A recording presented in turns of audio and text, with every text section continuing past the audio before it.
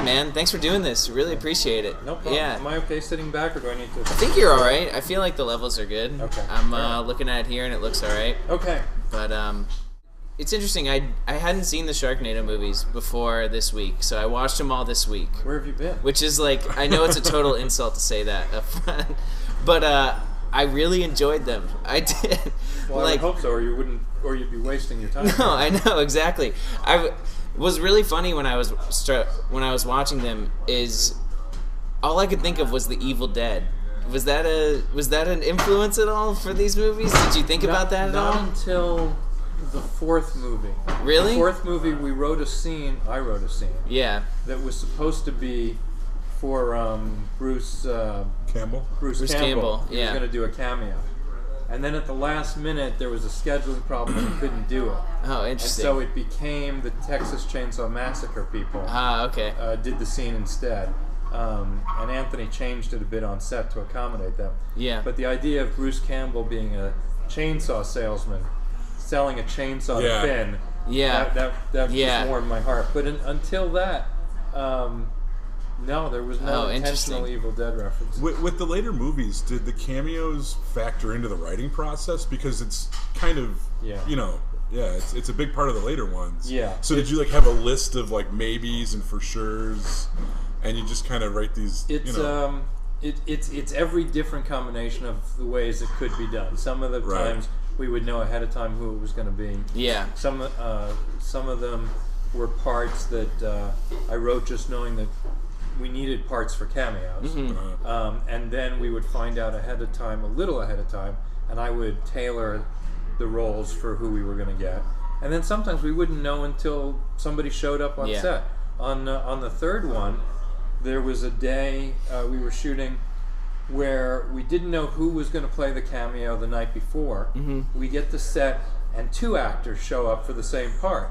And so right there on the set, I had to divide this part in half and then expand both halves so that it would be worth the time for these guys to have.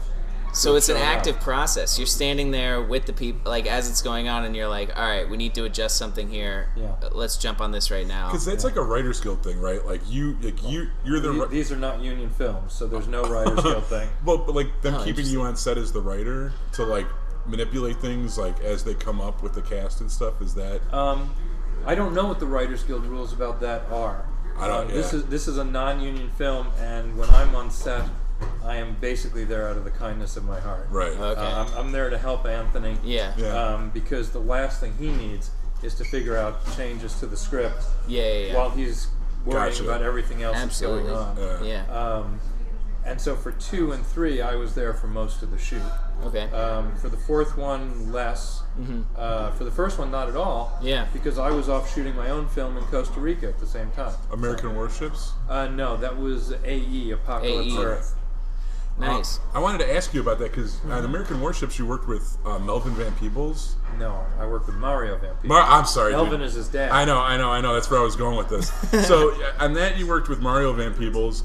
On your first movie, you worked with Paul Bartel, who was the director of Death Race 2000. Yes. To be honest, that film I don't even talk about.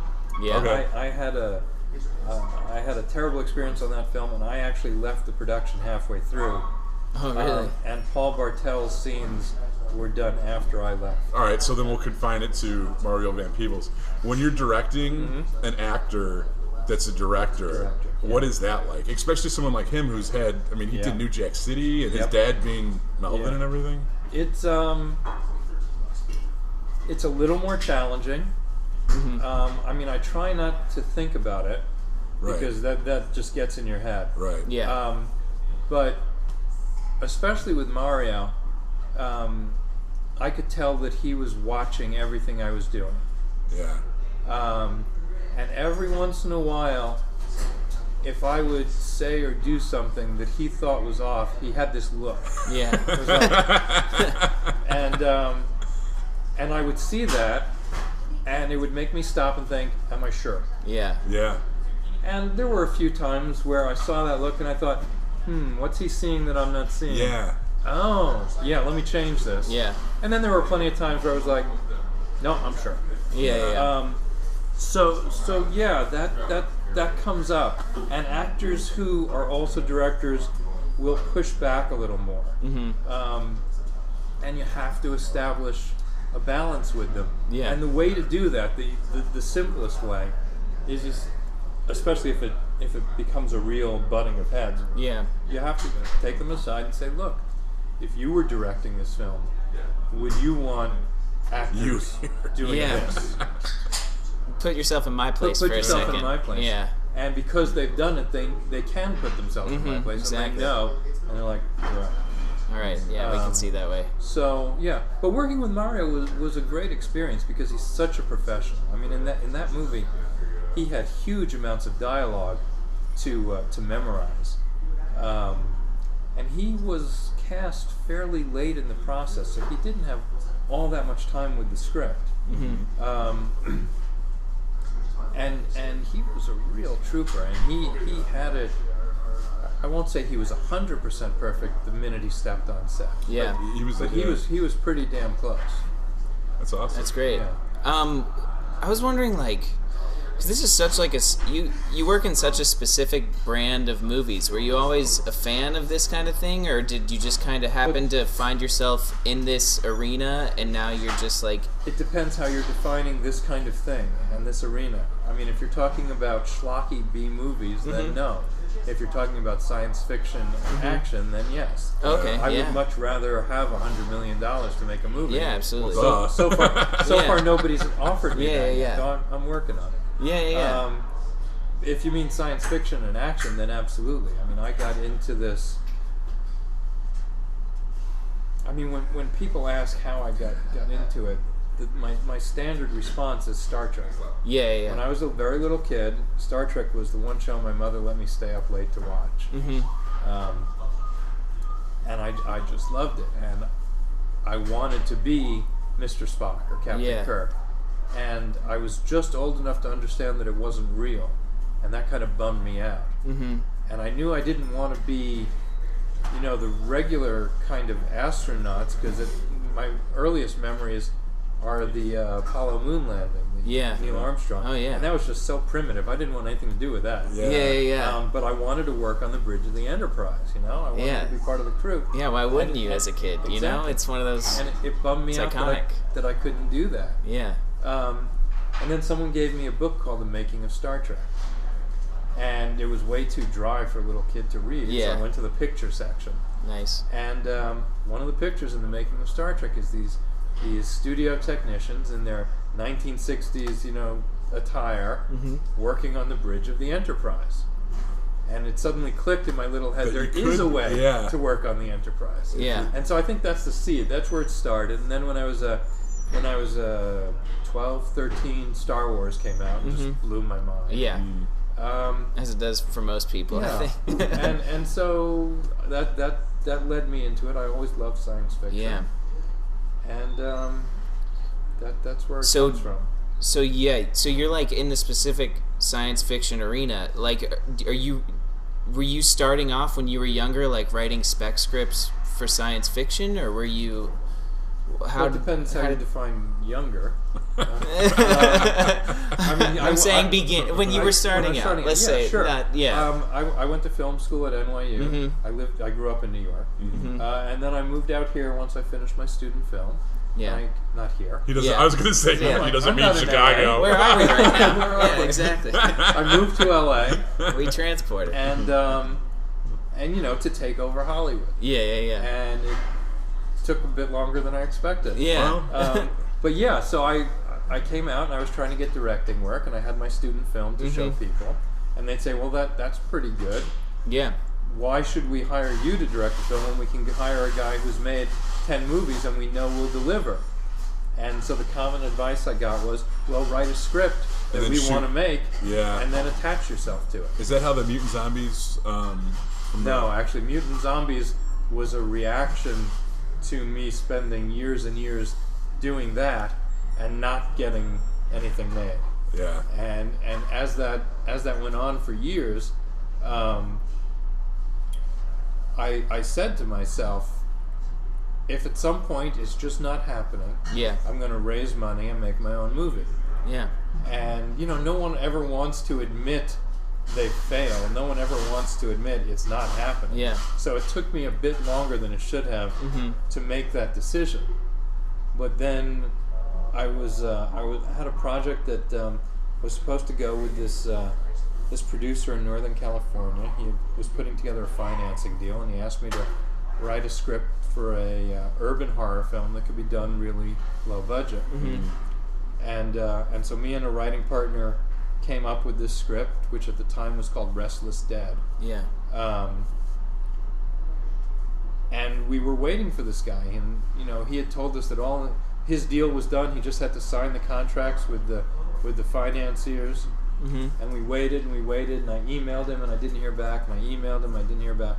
And then finally, I called him at home, and his wife answers the phone and informs me that he's died. And this is a guy who was maybe 50, big, a football player, kind of healthy, big, strong guy. Yeah. And apparently he'd had an undiagnosed heart defect that he never knew about. Yeah. And one day his heart just gave out and he passed away. And it really kind of hit me that you never know what's going to happen. Yeah. And time's a wasting. Right. And so I met with my writing partner the next day, and I said, we have to raise the money and make this movie because we could die. That's amazing. Yeah. And so that's what we did. It took us about a year. We raised about $150,000. And we made Mutant Vampire Zombies from the Hood. I've seen that movie probably like 30 times. No. I swear. He was telling me about I haven't even seen it 30 times. Back before Netflix and chill was a thing, that movie was on Netflix. Right. And I would bring people back to my place and we would throw that movie on. And because it was always in my recently viewed queue on Netflix, and I must have... That movie has played endlessly at my old apartment. Really? Yes. Well, thank you. I don't know if you get like a nickel every time someone watches it on Netflix, but I'm responsible for $6 of that. Okay. Yeah, it's like 2.5 cents. Hey, there you go. You can buy a candy bar or something. Did you know C. Thomas Howell? Did someone kind of just recommend him for it? Or? No, we had a list of people that we thought would be good. Yeah. And we knew we didn't have much money. Right. And so I hired a casting director, and it was a standard casting process. He sent out offers to people, and he waited for somebody to say yes. And what was interesting is that we sent the offer to Tommy, and we didn't hear back from him. And so we let a couple of weeks go by, I think, and we still hadn't heard back. So we thought, all right, let's move on.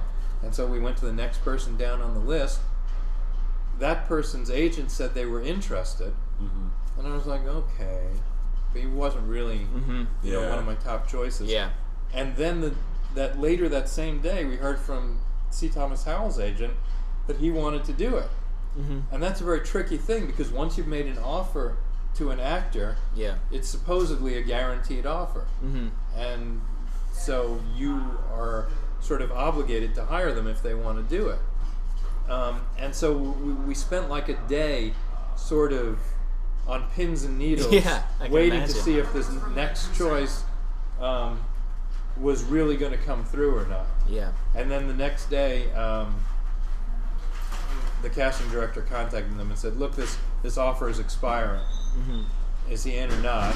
And I don't know whether he changed his mind or his agent couldn't get a hold of him or whatever, but we pushed it enough that we got them to say no. Yeah. And then we went back to see Thomas Howell. Yeah. That's awesome. It's so interesting to me because I feel like I hear this a lot where it's that moment where you decided, all right, it's not, people aren't giving me what I want. I'm going to make this happen for myself kind of thing. It's so interesting that it happened for you, like in a mortality moment. Like you see someone else's mortality, and you're like, "Oh shit, I'm gonna die someday. If I'm gonna do this, I really need to do this." Yeah. Like that's just I don't know. I don't really have a question. That's just like an interesting. Like I feel like that's something I just hear a lot with people where it's. Well, not only did that happen, but my writing partner on that project had another friend who had written a script for a studio film. Had written a spec script and sold it to a studio for $1 million. And between the time he sold it and the time he was going to get the first check, he died. Oh my God. He never even got to enjoy the spoils of his success. It's crazy. That was a movie that was going to be called Sherlock Homie. Man, you just go with the title with that and it writes itself. You know? Yeah, really. Is that? I feel like, yeah, especially for these kind of movies, is it kind of like work back from X? Like you have like a Sharknado title, and then you're kind of like, well, with Sharknado, it was. Yeah. Sci-Fi gave me the title, and I had to figure out how to make sense of it. Yeah. How awesome is that? Like that's such a throwback to like the Ed Wood days where they would have a poster, and then all right, you got 2 weeks to come up with the movie. It's not the first time Sharknado has been compared to Ed Wood. Yeah, well, no, I don't. You know, but hey, man, people still watch that shit. Like, But and actually, you talk about you've got a poster, now make a movie for it. The Ferris wheel on the Sharknado poster. There's no Ferris wheel in the script for Sharknado. yeah, That happened. That was put in the movie because Anthony Ferrante, our director, saw the poster and said, "You've got a Ferris wheel on the poster. Let's do a Ferris wheel scene." Yeah, that's awesome. do you see yourself getting back to directing ever? that is that's actually a big part of why I'm not doing Sharknado 5. Okay. Working on another project right now. I'm working on like 3 or 4 different things right now, trying to see which one happens first. Yeah. Are But you yeah, I directing all of them? mean, there was a scheduling conflict, and maybe we could have worked around that, but I wanted to get back to director. Yeah. And so I decided now was the time. Yeah, that's awesome. I was wondering, especially with something like these kind of movies, when you're writing a script like this, since you know it is a television movie, do you write it with like commercial act breaks? Yeah. So that factors into the script, almost like a sitcom script. Yeah. You want to build and have a little mini cliffhanger before each commercial and make sure people come back. Now the funny thing is that when the film is finally delivered, Sci-Fi does not always put the commercials where we thought they were going to go. That's great. Yeah. So because then I would think at some point ad time, how much ad they've sold comes into play, and it's like, oh geez, we need to make time for this now. Right. Yeah, that's so crazy. That's like such a different exercise, I feel like. But it's I don't know. When I was watching them, I was thinking about that. I was like, because you're writing it for a specific medium, and you're putting it through this filter, so you have to write directly to that filter, which is so interesting. Right. Now the interesting thing I found, and mind you, Sharknado was the first official TV movie I ever wrote. American Warships premiered on Sci-Fi. Yeah. But it wasn't written for that. Yeah. It was written just as a standalone movie. Yeah. So where they put the commercials kind of intrigued me as I watched it broadcast. Sharknado was the first one I actually had to write in that format. And I've actually found that it's helped my writing because it forces you to make sure something really exciting happens every 12 minutes. Awesome. Yeah. Is that the breakdown, like every 12 pages? Yeah. Every 12. Yeah, that's cool because you're writing it 12 pages at a time. Like you have a focus on, this is this own set piece. Different sections. One of the things I love about the Sharknado movies is that I can watch them with my son. He's 7 years old, and it's the perfect age. Well, I know, all right, maybe he's a little young, but it's still my kid, so It probably makes sense to him. Yeah. well, Right. it's very visceral. It's constantly moving. He's at that age where he's fascinated by animals. Right. It's very action packed. I told him that I was going to be talking with you and asked him if he had any questions, and he had 2. Okay. So if you humor Hit Connor, me. all right. Question number 1 was, how do the sharks get into the tornado? Now he understands it because he's watched the movies, but he wonders if you'd ever make a prequel movie that shows the sharks before they go into the tornado, because he's worried that other people can't follow along with how the sharks get into the tornado. So I guess it's a 2-part question. Would you ever make a prequel Your face says no. that explains the journey of the sharks before they reach the tornado? You know, it's funny because the deeper philosophical issues of Sharknado, these poor sharks are just minding their own Right, business and they're before sucked they up out of get the sucked ocean. up out of the ocean. Yeah. And then our first reaction is to kill them. Yeah. Yeah. It's no wonder they're always mad. Yeah. Right. I don't think a movie that explains how they get sucked up into a tornado is really necessary. Yeah. I mean, if your 7-year-old son could figure it out, I think probably everybody else does too. Mm-hmm. And I think those movies have been done. It was called Finding Nemo, Yeah. Finding Dory. Yeah. What was the second part of the question? Oh, would I ever do a prequel? Well, I'll tell you. I pitched an idea to Sci-Fi for 3 sequels, Sharknado's 5 through 7. And 7 would have involved Time travel? Yes! And it would have ended up being a prequel, a way prequel. Yeah. They ended up not going for that. Yeah. So, We ever posted... We didn't write the scripts, it was just like... So, I'm not sure if I should even say this, because who knows, maybe they'll change their minds. Yeah, I'm not going to tell you. Yeah, that's all right. You know what? Sorry, Connor. Yeah, exactly. Sorry, Connor. Well, So yes, I would consider making a prequel, but it would probably not be about the sharks just before they got sucked up by the tornado. Yeah. Right. And then his second question is, would you finally make a good Pokemon movie? No. Absolutely not. Sorry, buddy. Yeah, sorry, Connor. Pokemon. I've never. Maybe it just came along too late. Yeah. I've never seen the appeal of Pokemon. Yeah, I'm not there either. But you know, All Connor, right. he's... Shit on him. Go Yeah, ahead. that's all right. I know it's your son. He's a nice guy. I'm sure when I was 7, I was fascinated by things that They older don't people have that. would not have I mean, appreciated. like you brought it up earlier. Like when you were that age, you were into Star Trek. Yeah. You know, I Yeah. think that, and when I was that age, I was into Star Wars. Like, I think we had that, and there's definitely a lack of like that quality, substance science fiction that kids can latch onto at a young age. These poor kids just have Sharknado. Well, What are your who are your influences as far as like science fiction directors or? Hang on, I need to It's all right. check this. Yeah, take your time. You can edit, right? Yeah, Yeah. absolutely. Okay. Hang on, let me just answer this. Yeah, take your time. No problem at all. Yeah, we have the power of editing here at my laptop.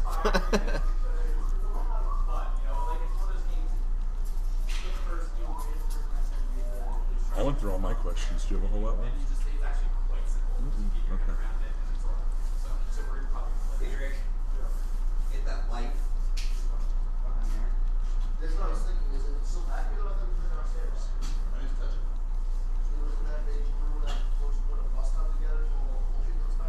Okay.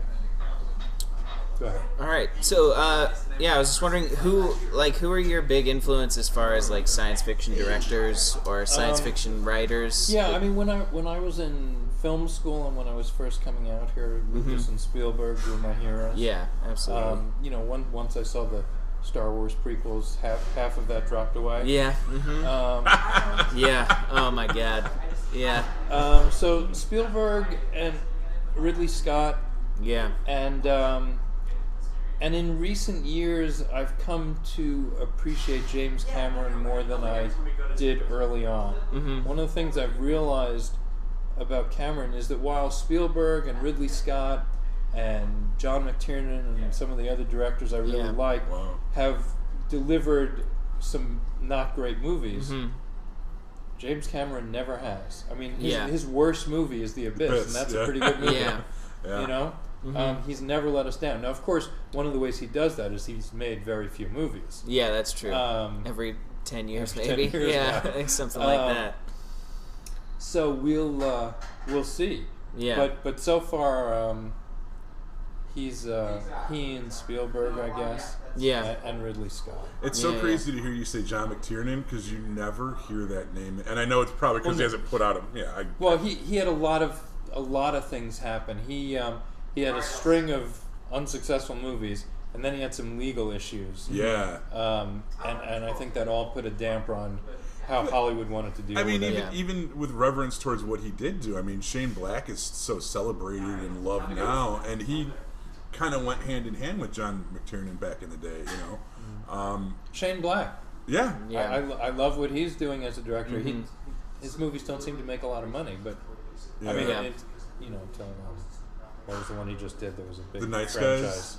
No, didn't he do Iron Man franchise 3. one? Iron Man 3. Yeah, Iron Man 3. But I mean, The Nice Guys And the one before that, Kiss Kiss Bang Bang Bang. Bang. These were great Yeah. movies, and they're really underappreciated. The Nice Guys is incredible. Well, they don't even make any movies in that model anymore. Like No, the just mid-budget kind of Yeah. actionier Yeah. buddy comedies. Nobody makes them Nothing. anymore, and I wish that would change. I mean, some of our greatest franchises started as these low to mid-level These films. middle-class Highlander, movies. The Oh, Terminator. dude, Highlander. Yeah. That's where they started. So you worked with Mario Van Peebles. Mm-hmm. Did you talk to him about Highlander at all? Because that was like... Now, the funny thing, I hate to say this, but I had forgotten that he was in a Highlander movie. Yeah. And then the next film I did was with Adrian Paul, who of course was the lead in the Highlander series. So I talked with Adrian a bit about Highlander, but I never really talked with Mario about it. Yeah. That's cool. Oh man. Well, how do you feel? The funny thing is, I should make another movie with all the leading men from my various films. Shared universes Yeah, are right. huge and now. have Adrian and Mario Just That would be awesome. fighting each other. sell the concept that all your previous movies would take place in the same universe, and these were all Exactly. building up to some Avengers-style crossover, where you can take all the... I think it would be hard to... Because the rights are probably all over the place. Well, not only that, but it would be hard to justify my other movies taking place in the universe of Sharknado.